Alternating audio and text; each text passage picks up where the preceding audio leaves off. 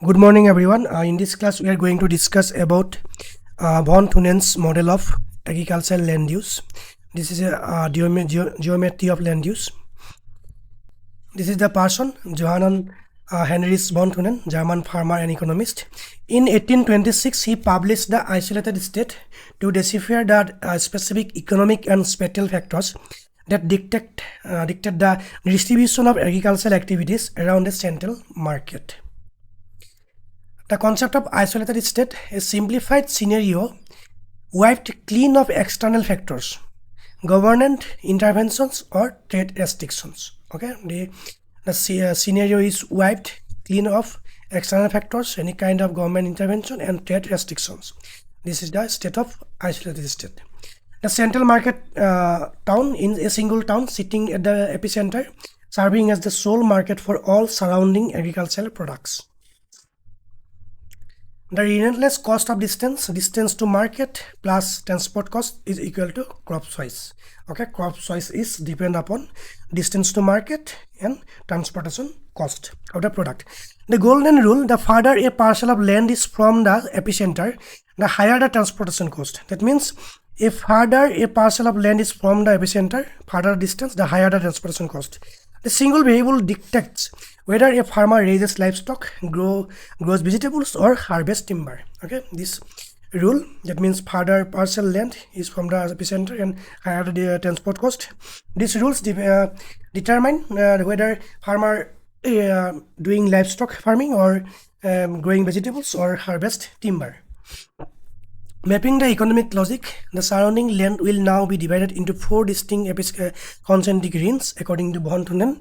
Each ring is determined purely by the economics of market proximity. Ring 1: intensive farming.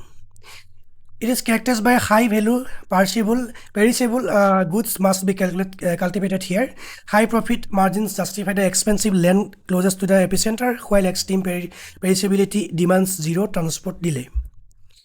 Ring 2: forest and timber. Why place wild forest so close to the town city center? Because in 1826 timber was exceptionally heavy and bulky.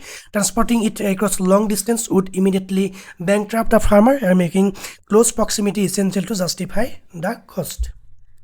Ring 3: extensive agriculture. These practices require vast expanses of cheaper land. Crucially, livestock can simply walk to market town, drastically lowering transportation cost from this distant ring. Then finally, ring 4, the wilderness, the economic dead end. Here transportation costs entirely exceed any potential agricultural profits. The land is left in its desolate state, holding minimal economic value to the isolated state. The completed isolated state. The model reveals a perfect rational gradient where land use intensity and real estate value drop in exact proportion to the rising cost of transport, decreasing land value and farming intensity.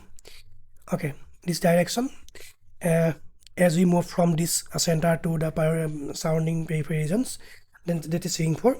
There is a decreasing land value and farming intensity. Fast forward from 1826, while the horse-drawn cart has been replaced by modern logistics, the underlying spatial logic of market access and transport friction remains completely intact. Optimizing the modern landscape. Urban planning. City planners utilize the model to design efficient transport networks and allocate commercial, residential, and industrial zones based on market access. Agricultural economics. Modern economists rely on these principles to optimize crop choices and resource allocation, balancing production output against logistical cost. Balancing economics and biodiversity. Environmental experts apply von Thunen's spatial logic today. By understanding the economic pressures dictating land use, conservationists can better map out protected areas, manage biodiversity, and promote sustainable land management practices against the edges of human expansion. The limits of the perfect geometry. That means there are some disadvantages of von Thunen's agricultural land use model. First of all, oversimplification. The model ignores major technological disruption and government interventions in developing nations. The rigid geometry often fails to account for the unique dynamics, varying infrastructure, and uneven market access found in developing countries.